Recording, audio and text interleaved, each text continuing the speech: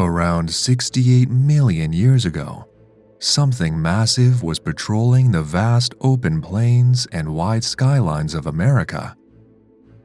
Over the heads of the mighty titanosaurs flew the titanosaur equivalent of a pterosaur, the colossal Quetzalcoatlus. This is an animal almost incomparable to anything alive in the 21st century, with its long snaking neck, giant wings, and long sharp beak. It survived ultimately to the end of the Mesozoic Era, around the time the end Cretaceous extinction marked the end of all non-avian dinosaurs the world over. It would go on to surrender the skies to the birds of the Cenozoic Era, where it was succeeded by the giant pelagornids and teratorns, huge birds with wingspans larger still than anything alive today. As big as these huge birds were able to grow, though, none of them could match the sheer size of Quetzalcoatlus, the largest flying animal ever to exist on planet Earth. In today's video, we will be exploring the life of this colossal pterosaur, everything from the way it lived and how it looked, right up to the point it was discovered and described over 60 million years later. We will take a look at the environment in which Quetzalcoatlus lived, the different species within the genus, and the controversies surrounding its discovery. Sit back and relax as we take flight with a true giant of the skies.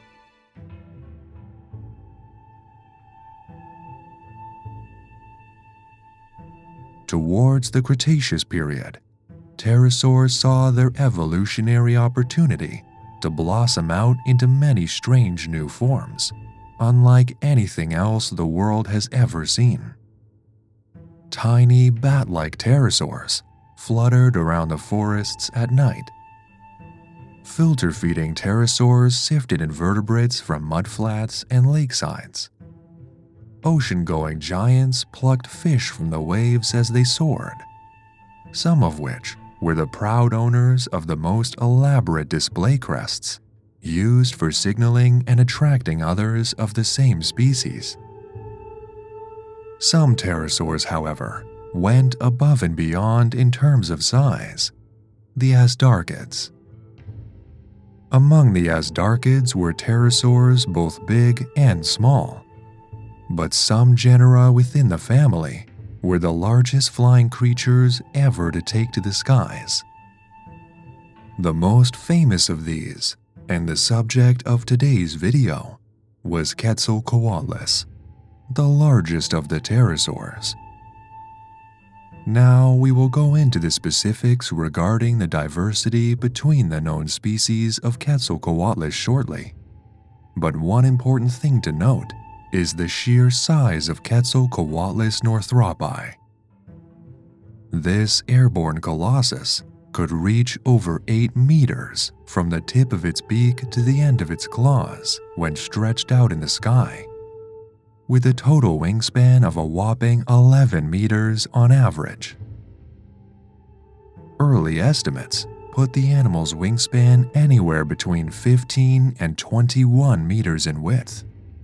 But even with the current average, it's still the largest flying animal ever to take to the skies. Quetzalcoatlus northropi will be the main focus of today's video, but we will also explore the whole genus in detail. But what did such a creature look like? Quetzalcoatlus species were some of the strangest animals in the Mesozoic, like many other species of azdarchid. These pterosaurs are like nothing else the world has ever seen.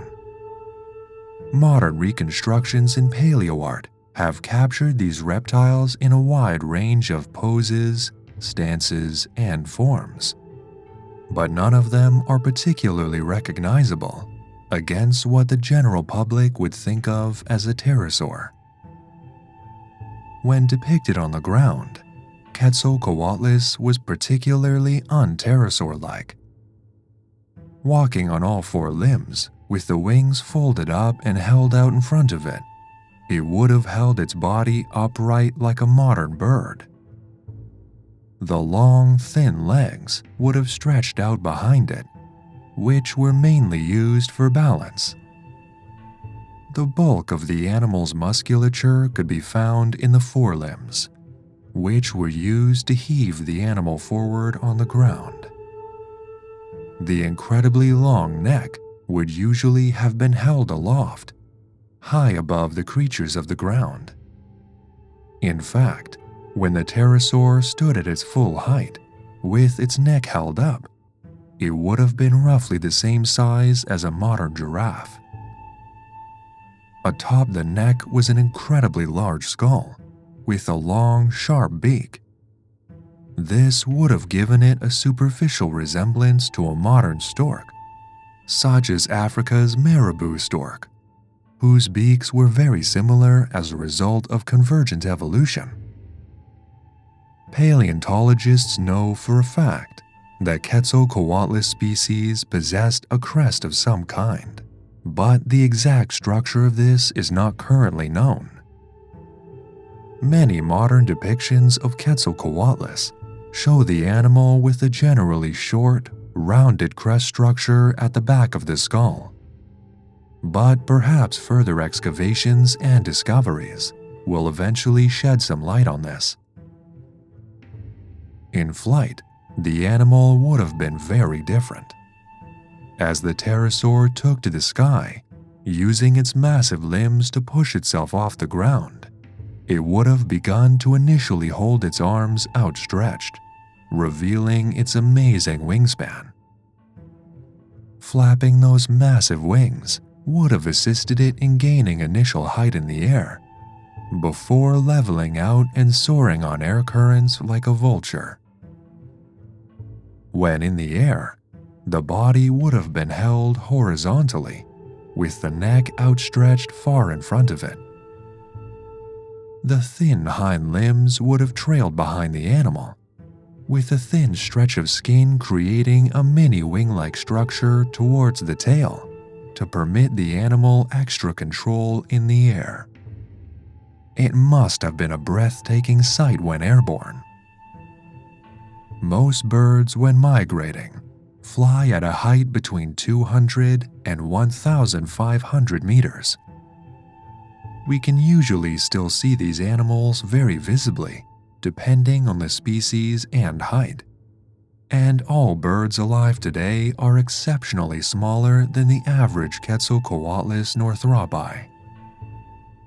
Imagine then what it must have been like to see something as large as this giant pterosaur, soaring through the clouds high above the trees, 11-meter wingspan blocking out the sun, carrying an animal as tall as a modern-day giraffe.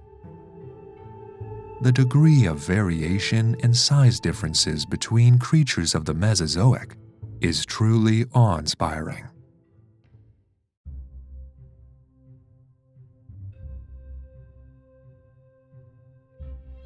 Quetzalcoatlus fossils are known most familiarly from Texas, United States. In southwest Texas lies the Big Bend National Park, an 801,000-acre national park on the border with Mexico that spans across the Chihuahuan Desert and the Rio Grande River. Some of the rocks that cover the region compose the Javelina Formation, which are a dark brownish red in color. These are sediments containing fossils that date back to the Maastrichtian age of the Cretaceous period, the final segment of the Mesozoic, before the Chicxulub meteor came crashing down to mark the end of the very last of the dinosaurs, pterosaurs, and giant marine reptiles. The first Quetzalcoatlus fossils were unearthed in 1971 from a geology student from the Jackson School of Geosciences at Texas University by the name of Douglas A. Lawson. Undertaking an expedition into the Javelina Formation, Lawson was quick to uncover very peculiar bones emerging from the Maastrichtian sediments. Initially, he was searching for the bones of titanosaurs that were common throughout the location in order to study dinosaurs such as Alamosaurus, a gigantic sauropod and one of the last dinosaurs to live. Instead, he found a wing bone, a colossal wing bone. Such a bone was unknown to science at the time. Pterosaurs were familiar from other locations across the world, but none of this size. Lawson didn't report his discoveries officially until 4 years later in 1975. Ever since then, Quetzalcoatlus has been the largest flying animal ever to live, and the fossils have challenged much of what biologists and paleontologists know about animal flight.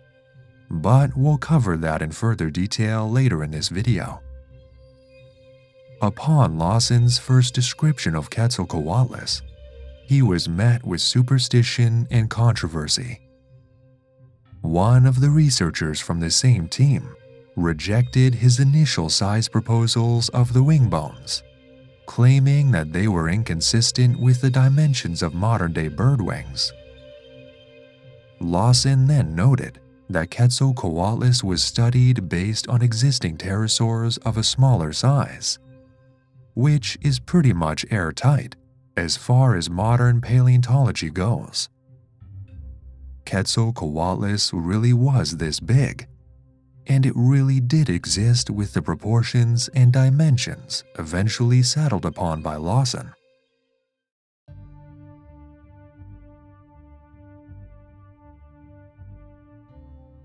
As of the time this video was made, there are 2 species of Quetzalcoatlus.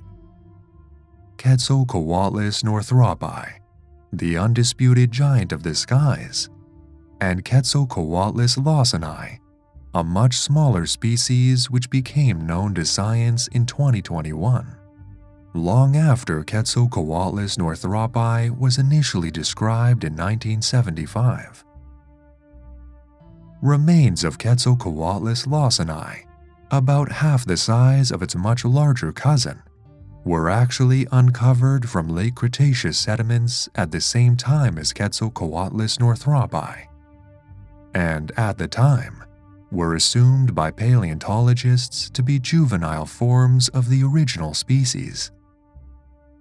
However, as more and more bones have been unearthed over time, including at this point an almost complete skeleton, consisting of well-preserved wing bones, hind limbs, vertebrae, and skull fossils, subtle differences have become visible in the bone structures and lengths.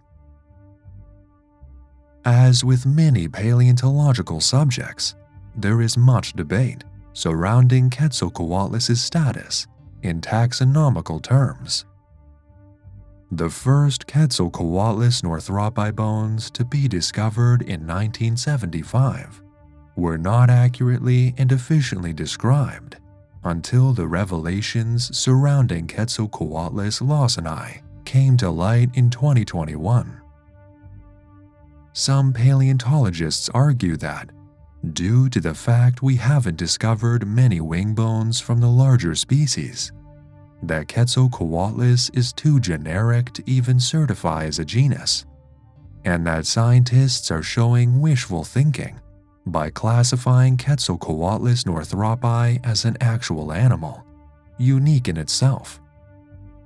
Arguments exist that as we don't know Quetzalcoatlus wing bones well, the bones we do have could have been from a genus of pterosaur already known to science, who may have migrated cross-continent from Europe or Africa, like modern-day birds do.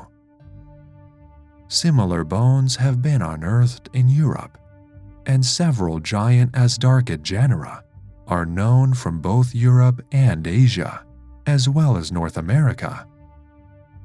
So, could all these bones be linked? Some views even take it to the point where animals such as Hatzegopteryx, a giant azdarchid known from what was once Hateg Island in what is now Romania, are seen as European migratory species of Quetzalcoatlus, or vice versa. More discoveries need to be made before scientists can say for certain what the case is with this controversial genus of reptile. We do know, however, that these giant reptiles did indeed exist in some way or another. The evidence is there. The bones are real. We just need to agree on the science behind which species is which.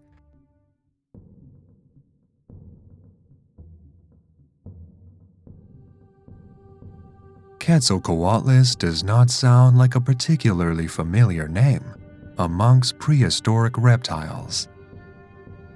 Many pterosaurs end their names with the suffix -don or -rincus, and the animal isn't particularly Quetzal-like at all. So how did scientists land on the peculiar name? It turns out that this giant flying reptile has quite the namesake, a god. In Aztec religion, Quetzalcoatl was one of the key gods. He was related to the wind, the sun, merchants, arts and crafts, and education. He was the tutelary of the Aztec pantheon, in fact, the guardian or patron of the entire religion, revered by millions of people across Mesoamerica before Christopher Columbus and the Spanish conquistadors arrived in the 15th century to mark the beginning of the end of the Aztec Empire. This is where our gigantic pterosaur takes its name. Quetzalcoatl took many forms, some of which include crows, macaws, monkeys, ducks, and elements such as the wind, as well as the Quetzal itself. The most famous of all his forms, however, is a mighty feathered serpent, a huge snake with bright green and yellow scales, huge wings, and a brilliant mane of feathers. This form of Quetzalcoatl, specifically the sheer size and general connotations associated with being a god, combined with the discovery of Quetzalcoatlus in close proximity to Mexico, is indeed how this giant got his name. The species names, on the other hand, Northropi and Lawsoni, honor people. Douglas A. Lawson, discoverer of the genus, and John Knudsen Northrop, the founder of Northrop Corporation, who assisted with leading the way in large, tailless aircraft designs, which coincidentally resemble the giant pterosaur.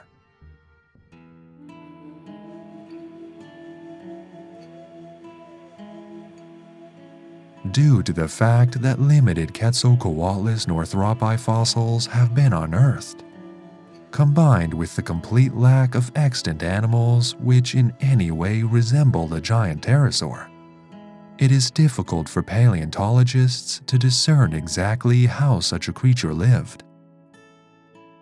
Behavior is very hard to determine from fossils alone, as rarely is there any evidence for it. So scientists have had to infer possible behaviors from the bones alone, based on their size, shape, and form. Behavior can also be implied by comparing the bones with living animals filling similar ecological niches. In this case, long-beaked aerial carnivores such as storks. Quetzalcoatlus fossils were discovered a long distance from the coastline, roughly 250 miles away from the nearest sea, in fact. Moreover, the Javelina Formation is not associated with rivers or lakes. There were no large bodies of water around the area where the known Quetzalcoatlus specimens died. This was enough evidence for Lawson to determine that the giant pterosaur was not a piscivore. It was not hunting fish like Pteranodon, or skimming across the waves like Nyctosaurus, two contemporary pterosaurs from other parts of Cretaceous North America. Rather, Lawson initially suggested that Quetzalcoatlus was a scavenger, much like a modern-day vulture, swooping down from the air on the carcasses of large animals, killed by apex predators, such as theropod dinosaurs. As such, Lawson suggested that a main food source for the azdarchid was the colossal corpses of dead Alamosauruses, a huge titanosaur native to the Javelina Formation from the same time period as Quetzalcoatlus. This is still in debate though. Other propositions were put forward in 1996 by Thomas Lehman and Juan Langston Jr. from Texas Tech University, which suggested that Quetzalcoatlus was not a scavenger, but was indeed actually a wave skimmer. They pointed out that the pterosaur's lower mandible was bent downwards to the point where there was a 5-centimeter gap between both jaws when the mouth was fully closed.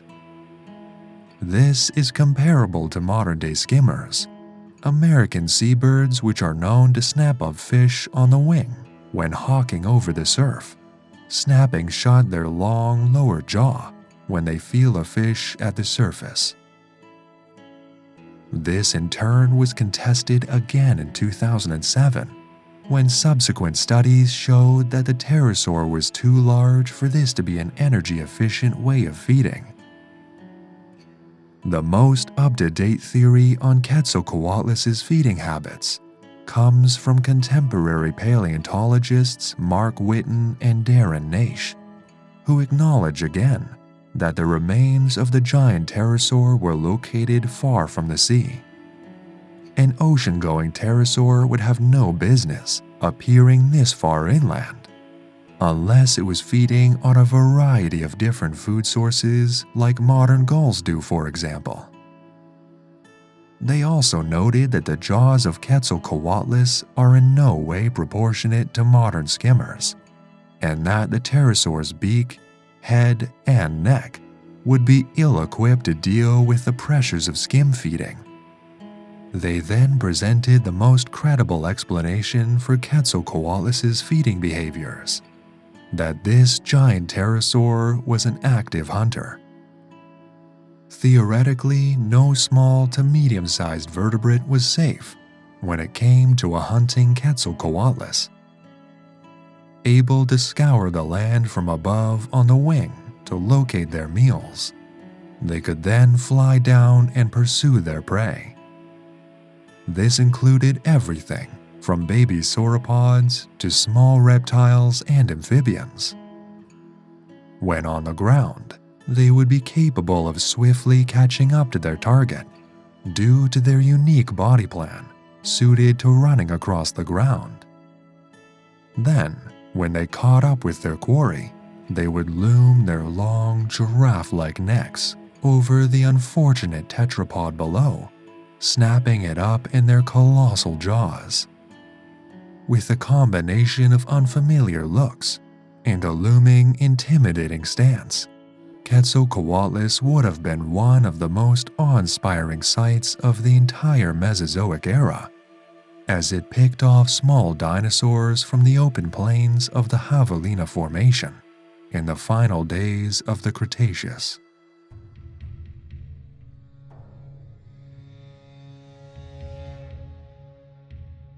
Now, if you were to take a look up towards the sky on any given day in the 21st century, you would certainly not see anything quite as large as Quetzalcoatlus northropi, soaring amongst the clouds.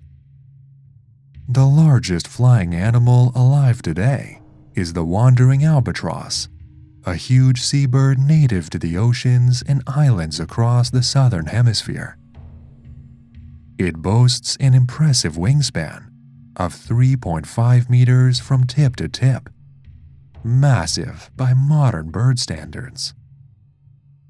Now, as big as the wandering albatross might be, its wingspan is just over a quarter of that of Quetzalcoatlus northropi. So how could an animal this large get itself off the ground? Or more appropriately, could it actually even take off at all? Experiments to put this question to the test were not initiated until 1984, with the advent of technology allowing for advanced biomechanical studies. Aeronautical engineer Paul MacCready was the first to do so. He built a model aircraft known as an ornithopter, the same size as the largest Quetzalcoatlus, hooked it up with a basic computer to act as an autopiloting device, and put it to the test. The experiment was a success. The ornithopter flew with ease, as it moved in the same manner as the giant pterosaur would have theoretically done in life, a combination of wing flapping and soaring on air currents with its massive wings. The only thing that might alter the accuracy of this experiment is the weight of MacCready's ornithopter. His device weighed about 80 kilograms, which was the assumed weight of the pterosaur at the time of construction. Modern studies have shown that Quetzalcoatlus northropi was likely much heavier. Roughly 200 kilograms have been put forward. We cannot be entirely sure of exactly how heavy this animal would have been, with only fossilized remains to go off. It is difficult to get a truly accurate measurement on estimation alone. In 2010, further studies were undertaken, first by Donald Henderson, who argued that Quetzalcoatlus was in fact 540 kilograms in weight, and must have been far too heavy to lift itself off the ground to fly. Rather, this pterosaur would have lived a ground-based lifestyle, using its powerful limbs to chase after prey, and its superior height to spot it. Mike Habib and Mark Whitten followed this up later on in the same year. They used their own calculations on the animal's weight, mixed with the size of its wings and aerodynamics, combined with advanced and much more modern computer modeling, to conclude that Quetzalcoatlus could in fact fly. Their studies showed that the giant pterosaur could likely fly for around 10 days straight at a time, at speeds up to 130 kilometers an hour, at heights of around 4,500 meters in the sky. Whitten and Habib argued that Henderson was using outdated estimates and models on his research, and in turn conducted their own studies to estimate whether or not this giant of the skies was actually that. Furthermore, they concluded that Quetzalcoatlus would have put in a lot of effort to take off, rapidly flapping its wings to gain altitude, to then soar on air currents like modern birds of prey. While subsequent studies, such as Kevin Padian's in 2021, support this view that Quetzalcoatlus was a powerful flyer, the current scientific stance as of 2022 is that large azdarchids such as Quetzalcoatlus would only have flown when they really needed to. For a large animal to fly as masterfully as it would have in Whitten and Habib's initial 2010 proposal, a large amount of energy needed to be expended. Moreover, they were not even able to soar. They were too heavy. Instead, they would have traveled in short bursts of flight every now and then. Perhaps they would employ this technique when trying to escape a large predatory theropod dinosaur, or to quickly close distance on fast-moving, fleeing prey.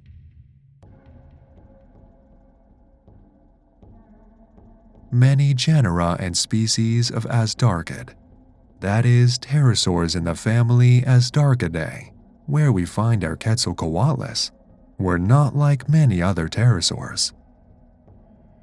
The name azdarchid itself originated from folklore and is draped in legend, roughly translating to mythological serpent from the Persian language.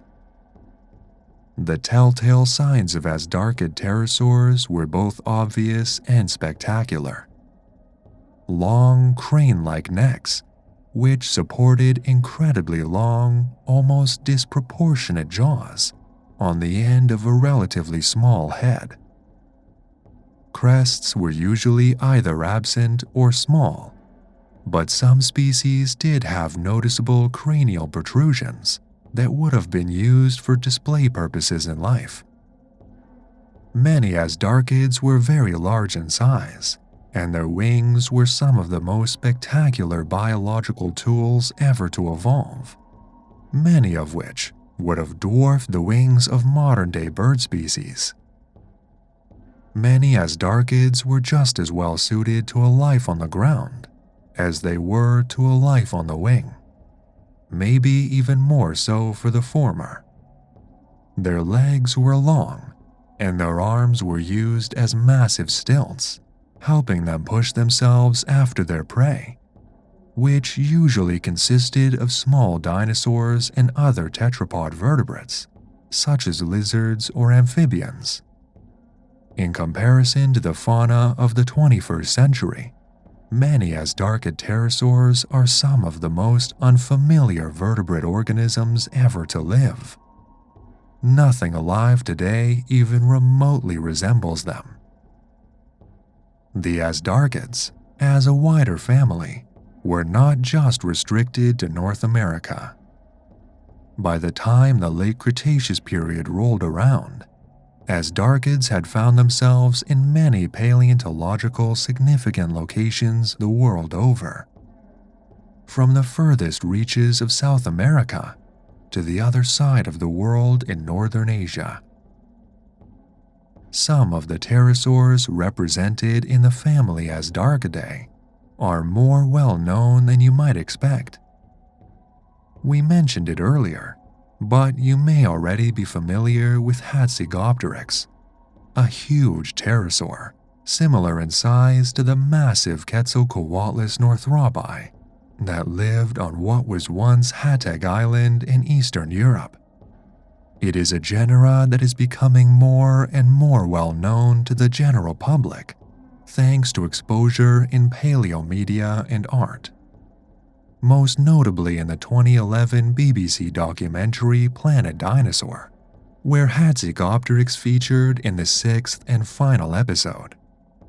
These giant pterosaurs were shown descending from the sky in small flocks, hopping after small island-dwelling sauropods who had greatly reduced in size as a result of insular dwarfism. This was a genera very similar to our Quetzalcoatlus, and the two species were very similar in their colossal sizes. Many more azdarchids were considerably less familiar. Some of the Asian representatives of the family are other contenders for the largest flying creature ever to live, and should more evidence be found, they may one day overthrow our current champion. Aramborgiania, for example, a giant azdarchid unearthed from sediments in Jordan in 1989, had a neck that on its own measured 3 meters in length. For comparison, the average neck of a modern giraffe is around 2 meters in length. Volga Draco, an azdarchid unearthed near the Volga River in Russia in 2008, is another potential candidate. Despite the fact that the Azdarchidae family contained some of the most spectacularly huge creatures ever to fly, there were a few more conservative members when it came to size. Little Radiodactylus, from sediments close to Fort Worth in Texas, had a wingspan of around 1.5 meters, but retained the unfamiliar proportions of its gigantic cousins, with a huge beak relative to its body size. An example of an azdarchid of intermediate size was the slightly larger Navajo Draco, found in New Mexico, a relative stone's throw from Radiodactylus. This pterosaur had a wingspan of 3.5 meters in total, huge by modern standards, but a drop in the ocean when it comes to some of the titans of the sky boasted by the wider Azdarchidae family. All in all, Quetzalcoatlus' relatives were a diverse bunch.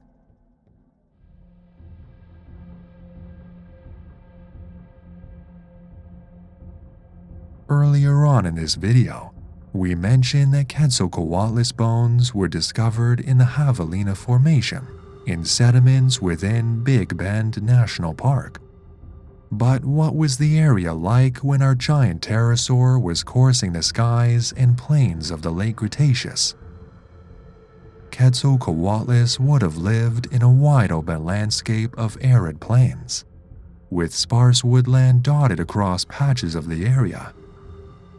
From ground level, the sky would have been dramatic, visible from nearly all angles. To see a colossal azdarchid glide across the plains, coming in to land in pursuit of a herd of small dinosaurs, would have truly been an amazing sight.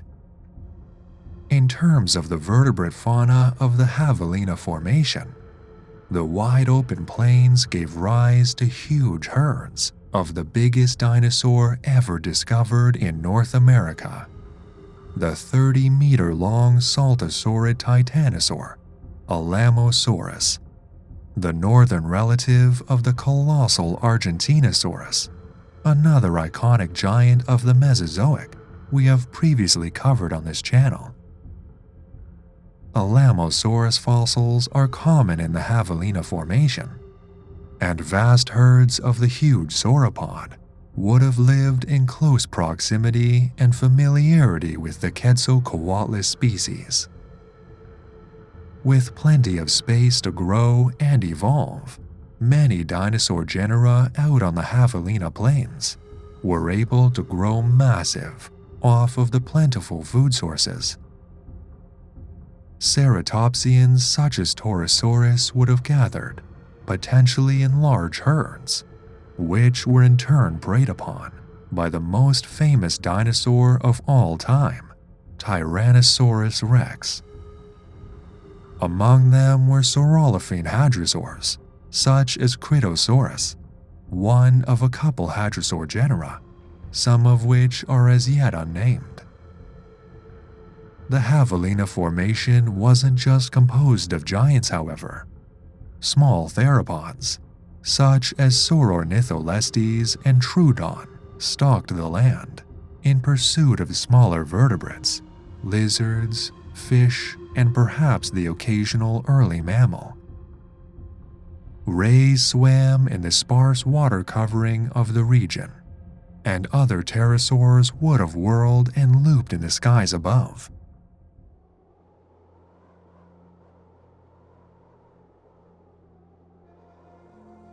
The name Quetzalcoatlus has been ever present across the time the huge aerial reptile has been known to science, and not just to the scientists who named and discovered it. Quetzalcoatlus's huge size and bizarre form has seen it appear frequently in paleomedia across the board over the years, from books to television shows, toys, and even movies.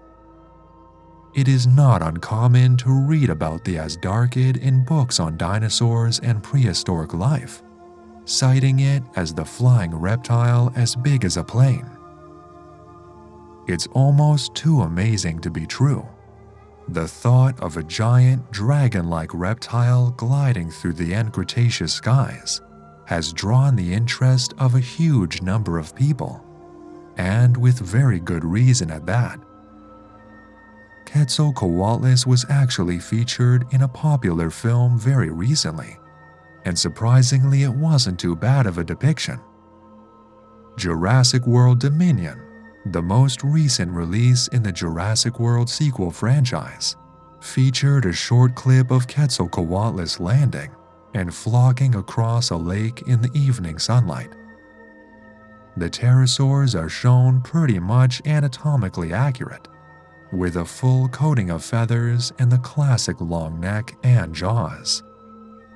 The only thing we can pick out here is the general size. The pterosaurs in the movie were much larger than the real thing, although the real thing in itself was undoubtedly just as spectacular as the animals depicted in Jurassic World Dominion. Subsequently, Quetzalcoatlus played a larger part in the accompanying video game developed by Frontier Developments, Jurassic World Evolution 2, where players could add a hyper-realistic Quetzalcoatlus Northropi to their prehistoric theme parks. To this day, Quetzalcoatlus remains perhaps the most famous pterosaur, after the ubiquitously known pteranodon, and with very good reason. Such an awe-inspiring animal demands attention.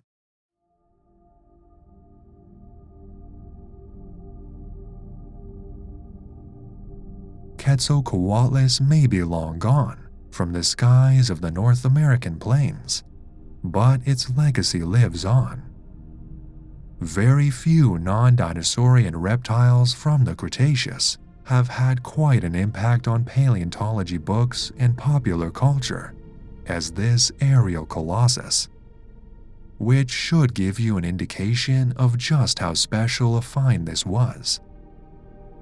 It's almost inconceivable to think of an animal the size of a giraffe taking flight across the open skies of America today.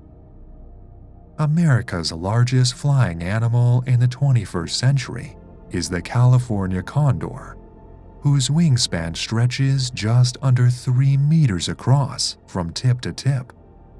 Large for a bird, and one that is making fewer and fewer appearances in the American skies as it feels the effects of modern humans. All Quetzalcoatlus has left behind in a physical sense is its awesome fossils, which can be seen today in the Texas Memorial Museum and the Arizona Museum of Natural History. To this day, they remain some of the most awe-inspiring fossils in all of natural history.